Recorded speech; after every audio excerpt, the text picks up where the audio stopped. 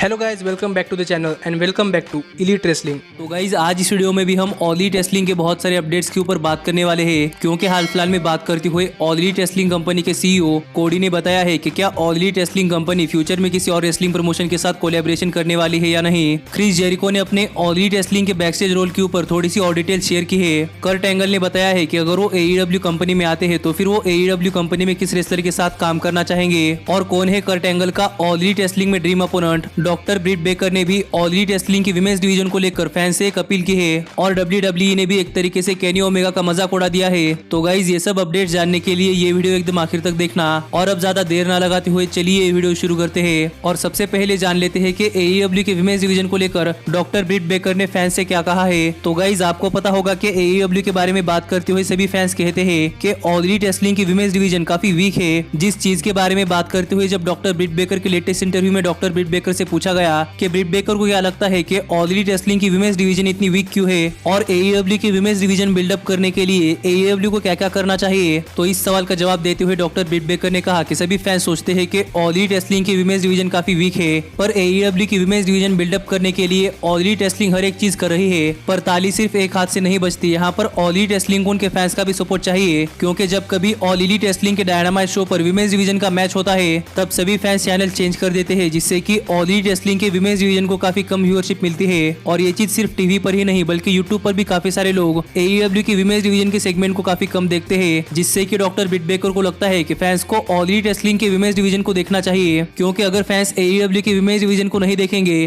तो यहाँ पर एईडब्ल्यू के विमेंस डिवीजन की ग्रोथ तो नहीं होगी। और शो को बिना देखे क्रिटिसाइज करने से अच्छा है कि आप शो को देखकर क्रिटिसाइज करें, क्योंकि इससे शो के क्रिएटर को पता चलता है कि उन्हें क्या फिक्स करने की जरूरत है। जो बात डॉक्टर ब्रिट बेकर ने ऑल एलीट रेसलिंग के विमेंस डिवीजन के बारे में बात करते हुए कही है। और यहाँ पर डॉक्टर ब्रिट बेकर ने फैंस से अपील की है कि फैंस को एईडब्ल्यू की विमेंस डिवीजन को देखना चाहिए। जो डॉक्टर ब्रिट बेकर की बात तो मुझे सही लगती है, क्योंकि गाइज अगर आप किसी भी शो को बिना देखे उसे क्रिटिसाइज करते हैं तो उस शो के कंटेंट क्रिएटर को भी पता नहीं चलेगा कि उनके ऑडियंस क्या देखना चाहती है। और ये बात भी सही है कि एईडब्ल्यू की विमेंस डिवीजन को बिल्डअप करने के लिए एईडब्ल्यू को उनके फैंस की जरूरत तो है, क्योंकि ये सब चीजें तो फैंस के लिए ही है। और अगर फैंस ही उस शो को नहीं देखेंगे तो गाइज उस शो की रेटिंग ऑटोमेटिकली कम हो जाएगी। जिस बात से तो मैं एग्री करता हूँ और आप भी मुझे कमेंट कर बताइए कि क्या आप डॉक्टर ब्रिट बेकर से एग्री है या नहीं। लेकिन गाइज जब हम आगे बढ़ते हैं और बात करते हैं हमारे अगले अपडेट की और जानते हैं कि क्रिस जेरिको ने उनके ऑल एलीट रेसलिंग के बैकस्टेज रोल के बारे में क्या कहा। तो गाइज आपको तो पता ही होगा कि Chris Jericho All Elite Wrestling के सबसे बड़े रेसलर है और क्रिस जेरिको को रेसलिंग इंडस्ट्री का सबसे ज्यादा एक्सपीरियंस है, इसीलिए Chris Jericho All Elite Wrestling के लॉकर रूम लीडर है। पर गाइज हाल ही में अपने लेटेस्ट इंटरव्यू में बात करते हुए क्रिस जेरिको ने अपने ऑल एलीट रेसलिंग के बैकस्टेज रोल के बारे में थोड़ी सी और डिटेल शेयर कर दी है। और यहाँ पर बात करते हुए क्रिस जेरिको ने कहा कि क्रिस जेरिको के पास ऑल एलीट रेसलिंग के बैकस्टेज में काफी ज्यादा पावर है और बैकस्टेज में सभी लोग क्रिस जेरिको की बात मानते हैं। और क्रिस जेरिको हर एक मंथ ऑल एलीट रेसलिंग के सभी रेसलर्स के बैकस्टेज में एक मीटिंग लेते हैं, जहां पर Chris Jericho All Elite Wrestling के सभी रेसलर्स की मदद करते हैं और सभी को क्रिएटिव डायरेक्शन बताते हैं कि उन्हें अपने आप को बेहतरीन करने के लिए और क्या क्या करने की जरूरत है। और इसके साथ ही क्रिस जेरिको के पास ऑल एलीट रेसलिंग में उनका खुद का क्रिएटिव कंट्रोल है और इस क्रिएटिव कंट्रोल के सहारे Chris Jericho All Elite Wrestling के बैकस्टेज में अपने आप की स्टोरी लाइन के साथ साथ ऑल एलीट रेसलिंग के बाकी सारे रेसलर्स की स्टोरी लाइन में भी क्रिएटिव इनपुट दे सकते हैं। जो अपने ऑल एलीट रेसलिंग के बैकस्टेज रोल के बारे में कुछ डिटेल्स क्रिस जेरिको ने अपने लेटेस्ट इंटरव्यू में शेयर की है। और यही पर बात करते हुए क्रिस जेरिको ने यह भी कहा कि जब क्रिस जेरिको डब्ल्यूडब्ल्यूई में थे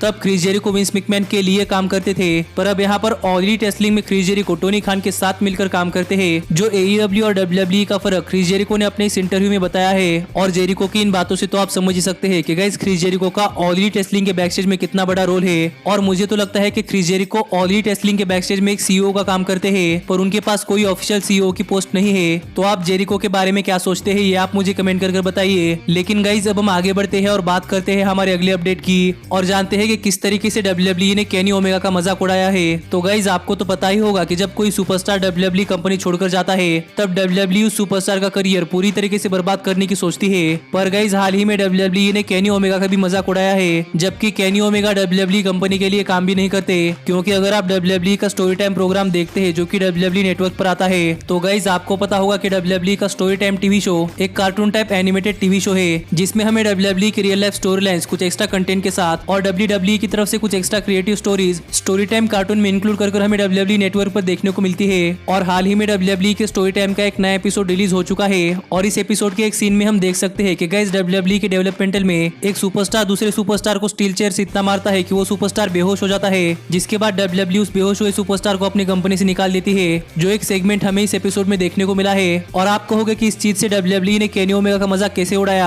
तो गाइज मैं यहाँ पर आपको एक रियल लाइफ स्टोरी बताना चाहूंगा कि अगर आपने हमारी ये वीडियो देखी होगी तो गाइज आपको पता होगा कि केनी ओमेगा WWE कंपनी के लिए काम करते थे, पर वो WWE की डेवलपमेंटल में काम करने के बाद ही WWE कंपनी छोड़कर चले गए और हमें यहाँ पर यही स्टोरी दिखाई गई है। पर यहाँ पर ऐसा दिखाया गया है कि WWE ने केनी ओमेगा को अपनी कंपनी से निकाल दिया क्योंकि केनी ओमेगा WWE का प्रेशर हैंडल नहीं कर पाए, जिस सेगमेंट से WWE ने केनी ओमेगा का मजाक उड़ाया है। पर अगर आप सोचते हैं कि ये सुपरस्टार कोई और सुपरस्टार भी हो सकता है तो आप जरा इस कार्टून में वो सुपरस्टार देखिए और जरा ये फोटो देखिए जब केनी ओमेगा WWE के डेवलपमेंटल में काम करते थे, जिससे आपको पता चलेगा कि किस तरीके से WWE ने केनी ओमेगा का मजाक उड़ाया है। पर अभी तक इस चीज पर केनी ओमेगा ने कुछ नहीं कहा और आगे देखते हैं कि केनी ओमेगा का इस चीज के ऊपर कोई रिएक्शन आता है या नहीं। पर मुझे लगता है कि WWE की तरफ से ये चीज बहुत ही चीप हरकत है क्योंकि यहाँ पर उन्होंने अपने आप को बड़ा दिखाने के लिए ओरिजिनल स्टोरी को एकदम चेंज कर दिया है। लेकिन गाइज अब हम आगे बढ़ते हैं और बात करते हैं हमारे अगले अपडेट की और जानते हैं कि कर्ट एंगल ने क्या कहा कि अगर वो AEW कंपनी में आते हैं तो वो AEW में किस सुपरस्टार के साथ काम करने के लिए एक्साइटेड है। तो गाइज मैंने आपको लास्ट वीडियो में ही बता दिया था कि कर्ट एंगल AEW कंपनी में आने के बारे में जरा भी नहीं सोच रहे। पर हाल ही में जब कर्ट एंगल के एक और इंटरव्यू में कर्ट एंगल से पूछा गया कि उनका ऑल एलिट रेसलिंग में ड्रीम अपोनेंट कौन है और अगर वो AEW कंपनी ज्वाइन करते हैं तो वो AEW कंपनी में किस सुपरस्टार के साथ काम करने के लिए एक्साइटेड है, तो इस चीज का जवाब देते हुए कर्ट एंगल ने कहा कि Kurt Angle All Elite Wrestling के बहुत सारे सुपरस्टार से इंप्रेस है। पर अगर यहाँ पर Kurt Angle AEW company join करते हैं तो गाइज AEW कंपनी ज्वाइन करने के बाद कर्ट एंगल किसी और सुपरस्टार के साथ नहीं बल्कि फॉर्मर WWE सुपरस्टार और फिलहाल के ऑल एलिट रेसलिंग के सुपरस्टार मीरो के साथ मिलकर काम करना चाहेंगे क्योंकि गाइज कर्ट एंगल को लगता है कि मीरो ऑल एलिट रेसलिंग में बहुत सारी चीजें अचीव कर सकते हैं, जिस वजह से कर्ट एंगल मीरो के साथ काम करने के लिए बहुत ज्यादा एक्साइटेड है। और यही पर बात करते हुए कर्ट एंगल ने यह भी कहा कि कर्ट एंगल का ऑल एलिट रेसलिंग में ड्रीम अपोनेंट कोई और नहीं बल्कि मीरो ही होने वाले हैं। और यहाँ पर Kurt Angle All Elite Wrestling में मीरो के साथ मिलकर भी काम करना चाहते हैं और मीरो के अगेंस्ट रहकर भी काम करना चाहते हैं, जो बात कर्ट एंगल ने अपने इस लेटेस्ट इंटरव्यू में शेयर की है। पर मुझे नहीं लगता कि कर्ट एंगल कभी भी AEW कंपनी में आने वाले हैं क्योंकि कर्ट एंगल ने खुद से कहा है कि वो कभी भी ऑल एलिट रेसलिंग कंपनी में नहीं जाना चाहते क्योंकि अब इस एज में कर्ट एंगल रेसल नहीं कर सकते, जिससे तो ये क्लियर है कि Kurt Angle All Elite Wrestling company में कभी नहीं आने वाले। पर यहाँ पर कर्ट एंगल ने अपना ऑल एलिट रेसलिंग में ड्रीम अपोनेंट तो बता दिया है जो कोई और नहीं बल्कि द बेस्ट मैन मीरो है और मुझे लगता है कि मीरो के लिए ये चीज बहुत ही बड़ी चीज है। और जरा सोचो कि American hero Kurt Angle versus anti American Miro के बीच में कितना बढ़िया मैच हो सकता है। पर गाइज अब हम आगे बढ़ते हैं और बात करते हैं हमारे फाइनल अपडेट की और जानते हैं कि बाकी सारे रेसलिंग प्रमोशन के साथ मिलकर काम करने के ऊपर ऑल एलिट रेसलिंग के CEO यानी कि कोडी ने क्या कहा। तो गाइज आपको पता होगा कि हाल फिलहाल में बहुत सारी रूमर्स आ रहे हैं कि पॉसिबली AEW और NJPW कंपनी साथ में मिलकर काम कर सकती है क्योंकि हमने हाल फिलहाल में NJPW की superstars all Elite Wrestling company पर देखे थे जो कि यूजुअली नहीं होता। लेकिन गाइज यही पर जब कोडी के लेटेस्ट इंटरव्यू में कोडी से पूछा गया कि जैसे AEW कंपनी की डील ट्रिपल ए प्रमोशन के साथ है कि क्या हमें वैसे ही डील AEW और NJPW कंपनी के बीच में देखने को मिल सकती है या नहीं, और क्या फ्यूचर में AEW कंपनी बाकी सारे प्रमोशन के साथ मिलकर काम करने वाली है या नहीं। जिस सवाल का जवाब देते हुए कोडी ने कहा कि आजकल रेसलिंग इंडस्ट्री में बहुत सारी कंपनियां अपने आप का ही फायदा देखती है, पर ऑल एलिट रेसलिंग ने पहले से ही क्लियर कर दिया था कि AEW फैंस के लिए होने वाली है और फैंस को क्रॉस प्रमोशन जैसी चीजें देखना बहुत पसंद है, जो बात कोडी ने अपने इस इंटरव्यू में कही। और आगे बात करते हुए कोडी ने कहा कि कोडी की तरफ से और AEW कंपनी की तरफ से सभी कंपनियों के लिए उनके दरवाजे खुले हैं और जो कोई कंपनी AEW कंपनी के साथ एक पार्टनरशिप करना चाहती है वो अगर AEW के पास एक अच्छी डील लेकर आती है तो पॉसिबली AEW उस कंपनी के साथ मिलकर काम करने के लिए तैयार होगी। और कोडी को भी ऐसी बहुत सारी चीजें पसंद आती है कि कोई और रेसलर किसी और रेसलिंग प्रमोशन में जाकर उस कंपनी में अपने आप के लिए नाम कमाए, जिसके लिए तो कोडी हमेशा से ही तैयार रहते हैं। और फैंस को भी ऐसी चीजें देखना बहुत पसंद आता है कि किसी और प्रमोशन का रेसलर किसी और कंपनी में जाकर अपनी कंपनी के लिए फाइट करे, जिस चीज से कोडी को लगता है कि इस बिजनेस में बहुत ज्यादा फायदा है, जिस वजह से AEW कंपनी के दरवाजे सभी कंपनियों के लिए खुले हैं, जो बात कोडी ने अपने इस इंटरव्यू में बताई है, जिससे हम समझ सकते हैं कि गाइस हमें पॉसिबली फ्यूचर में बहुत सारी रेसलिंग कंपनियां ऑल एलिट रेसलिंग के साथ मिलकर काम करती हुई दिखाई दे सकती है। और अगर ऐसा होता है तो गाइस यहाँ पर ये देखने के लिए सच में बहुत ज्यादा मजा आने वाला है क्योंकि इससे ओवरऑल रेसलिंग इंडस्ट्री का बहुत ज्यादा फायदा हो सकता है। तो इसके बारे में आप क्या सोचते हैं ये आप मुझे कमेंट कर बताइए। पर गाइस हमारे आज की वीडियो यही तक की थी और अब मिलता हूँ आपसे अगली वीडियो में, पर तब तक stay healthy, stay happy and keep watching elite wrestling. Hey, did you like that video? Click the screen for more.